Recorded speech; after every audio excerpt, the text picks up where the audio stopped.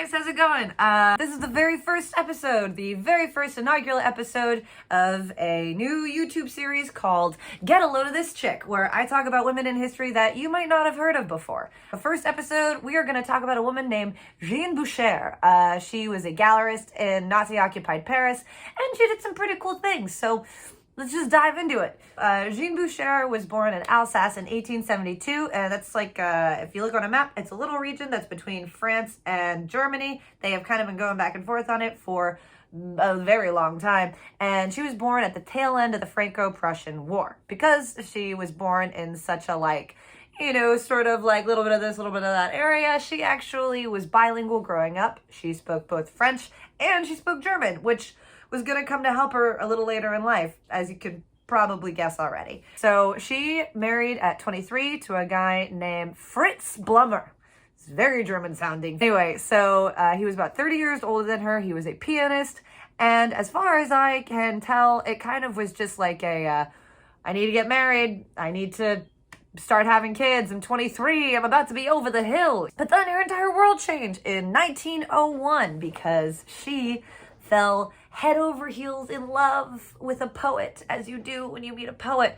Not true. I've met a lot of poets. They're not that romantic. In fact, they're just pretty horny. So in 1901, she met a poet by the name of Charles Guérin. Charles Guérin. A lot more French sounding, and, you know, I don't know, better looking. I don't know. He was her age. I guess that could be like hot if you've only been hooking up with a dude who is like in his 50s for as long as you've been sexually active as an adult. So she falls in love with this guy, and it even like gets as far as she's decided that she's going to divorce her husband. She's divorcing Blummer, and she's going to be with Guérin, and they're going to live happily ever after. But no, because it's 1901, and women don't have the same rights as we do today. Basically, Fritz Blummer was like, yeah, okay, you can have a divorce if you want to choose between your children or the love of your life. So her and Blummer decided that they were just going to run it out until the kids became adults and then eventually get a divorce. Unfortunately, before that was able to happen in 1907, Charles Guérin passed away at a very young age, kind of leaving the heartbroken Jeanne Bucher to figure out where to put all of this love that she had for him. And she found that she had a incredible love and a great eye for modern art. So at the time, she just was you know, taking care of this newfound appreciation for art, finding artists, checking them out, developing her you know, aesthetic and her eye, and figuring out what moved her artistically. Then World War I happens, and she has to kind of take a step back from developing her artistic sensibilities to do what, again, any woman would have done in that time period of her station. She volunteered at hospitals. But somewhere between the end of World War I and 1923, Jeanne Bucher finally is able to divorce Fritz Blummer. So she finally gets divorced, and she's just like, oh my God, yes, the war is over. I'm a free woman. Holy crap, I'm 50. I'm 50 years old. What do I do with my life? 1923, 50-year-old divorcee. The opportunities aren't entirely, you know, bubbling over. So, you know, she kind of does the only thing that she's even moved to do and can do and wants to do and does. She opens her first gallery. Now, this is where Jeanne Bucher starts to get interesting. The whole first act of her life is kind of just like doing what she's supposed to do, which, you know, there's nothing wrong with that. But at the same time, once you finally figured out what you want to do with the rest of your life, you want the rest of your life to happen pretty freaking soon. Thanks When Harry Met Sally for the general idea of what I just said. So 1923 happens. She opens her first gallery in the Foreign Library with the help of an architect. His name, I'm going to look at it right now because I don't remember it. Pierre Charot. It starts off pretty great. She has a buzz going. People are interested in what she's doing. In particular, some of the amazing modern abstract artists, cubists of that time are like, this lady kind of knows her shit. So they start to get into it. She's got Max Ernst, she's got Picasso, she's got Lipschitz, she's got Kandinsky, and a bunch of other people that want to have her exhibit their art. So she starts out pretty hot. She starts out with a pretty good portfolio. 6 years go by, in 1929, she's finally able to open her very own gallery at 5 Rue Cherche Midi, at 5 Rue Cherche Midi in Montparnasse, which is the happening artistic neighborhood in Paris at the time. So, 1929, the entirety of the 30s go by. She's living her life. She's doing amazing work, getting new work out there and getting people interested in, what's happening in Paris. Then 1940 happens. And dum dum dum, World War II. We're on the brink of World War II. The Nazis have already decided to start picking and taking some countries, and boom, they get to France, and they decide to take and occupy Paris. Now, the French government kind of rolls over on this and just hightails it all the way down to Vichy because the Nazis have taken Paris and they don't want to have to deal with them. So they leave, leaving a lot of Parisians high and dry and in a really sort of awkward place because now they're German, or now it's German. There's propaganda, there's pro-German propaganda. You can't say anything bad about the Nazi government. You can't say anything too provocative. There's art that is now being censored. You have rations, so you are essentially kind of being starved and really screwed over by these real freaking Nazis, man. Now, a lot of people in this situation flee. They leave Paris. They have to do what they can to survive. But you know what? Tough-ass woman does not leave. Jeanne Bucher.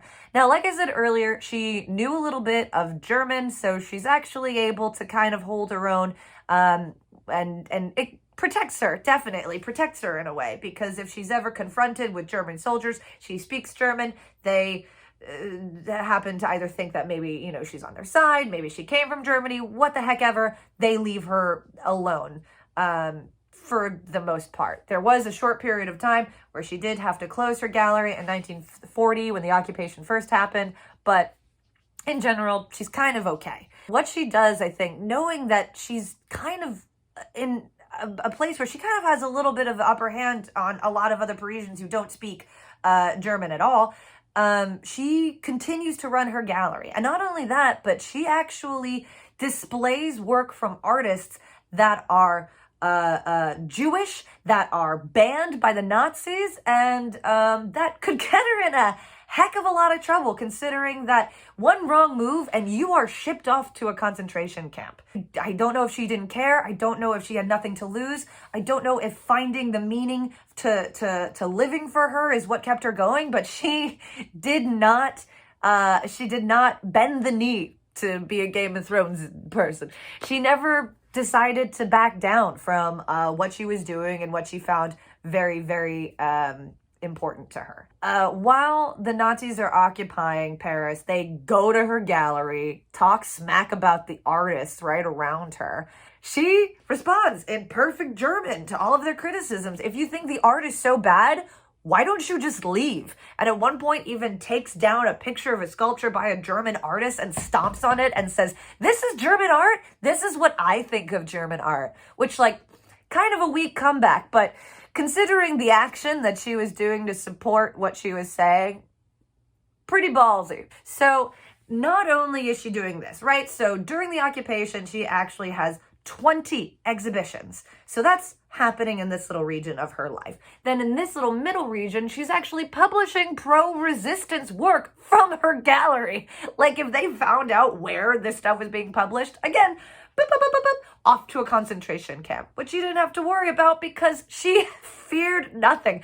So she's printing these pamphlets that are pro-resistance. In the pamphlets is art by people that are banned. Picasso was banned. A couple of them have etchings of Picasso work. So that's happening in this little region. She's not only a gallerist, but she is a publisher. And then in the third little region, let's call it the attic of her existence, she is housing resistance fighters. She is making sure they are fed, they have a little place to stay, and, a place to recharge. Imagine being in, bed, sleeping over at your friend's house, and then you reach underneath it, and you pick something up, and it's oh my God, this is an original Picasso. So that's what she's doing.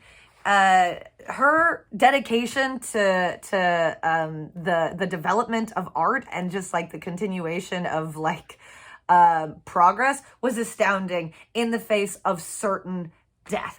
1945 happens, the war ends, the occupation ends, and that's kind of the big chapter of her life. That is the ethos of her life. That is the grand finale of her life.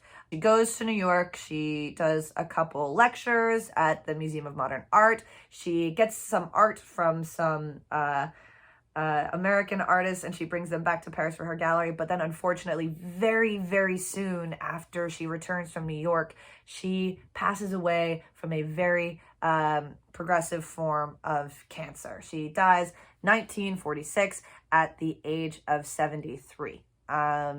So unfortunately, the final chapter in her life, the biggest chapter in her life, ends rather soon after. Little else to say about her, just because like she didn't really find her true purpose and true calling until later, and then my God, did she rise to the occasion. A lot of what I have learned about Jeanne Bucher has been a little bit of on-line research, but mostly from this book. This is called Les Parisiennes. It is written by a woman named Sebba, and it is a very thorough, very incredible read if you are at all a fan of World War II history, if you're a fan of the history of Paris, and if you want to learn more about what happened during the occupation. Yeah, if you want to know about the book, I'll be sure to have it in the description so that you can go out and buy it for yourself. But yeah, that is it for episode 1 of Get a Load of This Chick. Jeanne Bucher, gallerist, resistance fighter, and all around just badass.